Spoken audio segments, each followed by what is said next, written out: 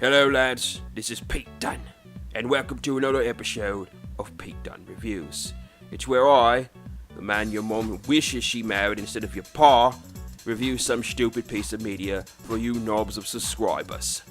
I originally wasn't gonna do another episode, since I'm mentally preparing myself to go after that fatty Walter and his little Girl Scout troop. You are a fatty! But anyway, this review was paid for by none other than Hairball, loyal subscriber, and a pretty nice chap if I may say so myself. And what a show he has me reviewing. So I'm going to be reviewing WWE SUPER SHOWDOwn, which is basically just a bloody house show in bloody Saudi Arabia. I didn't particularly want to go myself because I don't like Saudi Arabia. Too bloody hot. And I really wasn't going to review it for one simple reason. Where are the women? Really, I tried to look up this show, and I found out that we're not going to be any birds wrestling. Now, of course, Renee Young is nice enough to look at, but sometimes a chap just needs some nice women doing wrestling things in the ring. Like your Sasha Bankses, or your Baileys, or your Charlottes, or your Nikki Crosses. But that is a major mark against the show. But I'm a professional, unlike some people I know. Really strong. Sorry about that. So we'll get to the show proper. First is the pre-show, pitting the Usos, Jimmy and Jay, against the Revival, Scott Dawson and Dash Wilder. I got nothing really bad to say about this match. It was okay. Could have been gone a little bit longer. But it's a shame that this is the only bloody tag team match on the roster, and not a single tag title is up for grabs. What the bloody hell, WWE? Because personally, I am glad the Revival are being used, but a bloody pre-show match? I'm trying to contain my composure. But anyway, for the show proper, first up, we got Seth Rollins defending that Universal title against that tosser Baron Corbin. Now let me just say this here. Baron Corbin is only slightly less useless and slightly less sucky than that fatty Walter. Why are you bloody well wearing a suit everywhere? Are you going to a strip club? You going to the pub? I don't remember seeing you at the pub, Baron. I'm getting off topic. The match itself was pretty okay, with Seth Rollins picking up the win. But then, Brock Lesnar comes out. I'm just going to say it right now, lads. I bloody hate Brock Lesnar. I hate his face, I hate his tattoos, I hate his trunks, I hate his hair, I hate his music. I hate every single aspect of Brock Lesnar's mere existence. And that's for a good enough reason. Because he chose this moment to cash in his Money in the Bank briefcase, which he didn't properly earn like a real chap would. And he comes in there, and Paul Heyman, that fatty, trips over the top-bottom rope, and then, while he's distracted, Rollins comes in with a chair and beats the granny out of him. Now, this is the reason, while normally I would approve of Brock Lesnar being beaten within an inch of his bloody life, but I have to say that Brock Lesnar is the dumbest Money in the Bank winner of all time.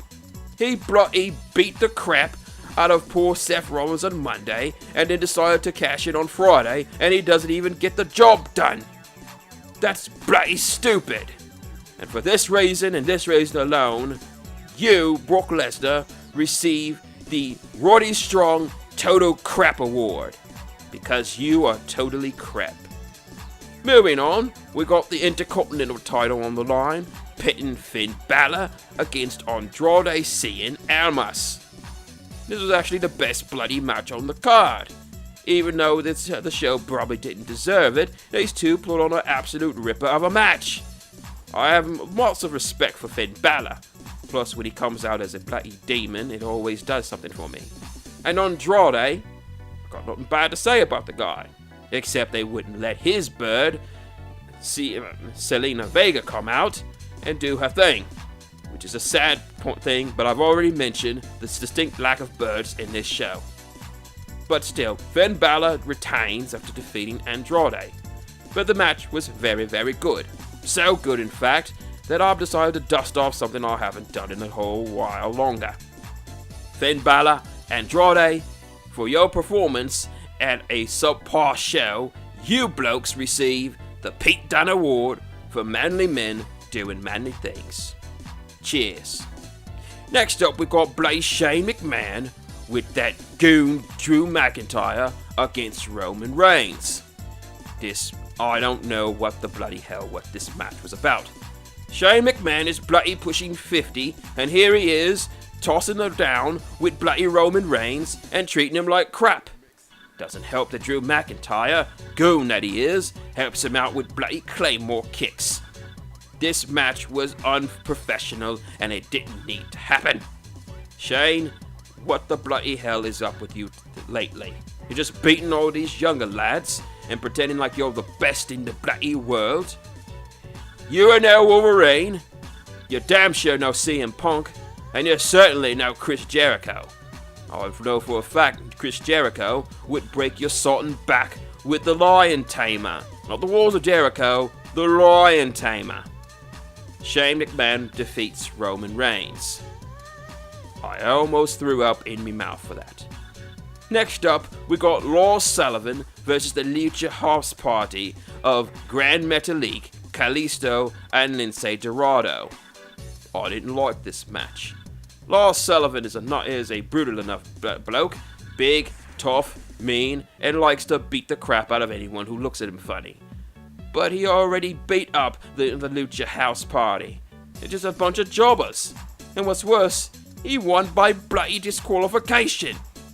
That is not a way to get your new Monster Man over, by having him win via technicality. He should have beaten the bloody piss out of all three of these tossers and then swear their skins like some conquering hero.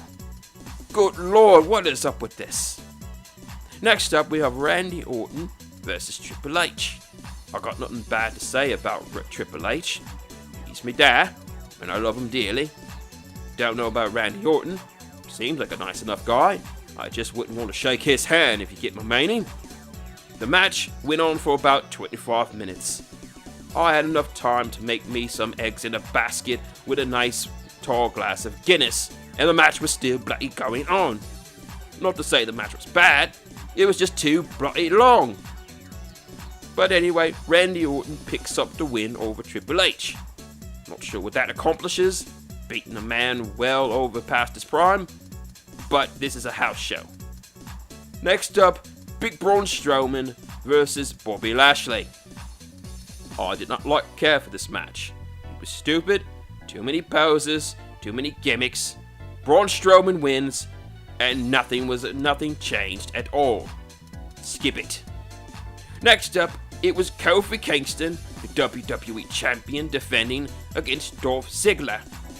Dolph Ziggler, you are a numpty. Sorry for taking the catchphrase of a fellow countryman like Marty Scurll, but Dolph Ziggler is a numpty. All he does is go around whining and complaining, "It should have been me, it should have been me." Who gives a flying rat's arse? No one cares about you, Dolph Ziggler. Go back to doing your bloody stand-up comedy. Anyway, long story short, I'm not going to waste too much time on this one. Not to say it was bad, just not very good. But Kofi retains.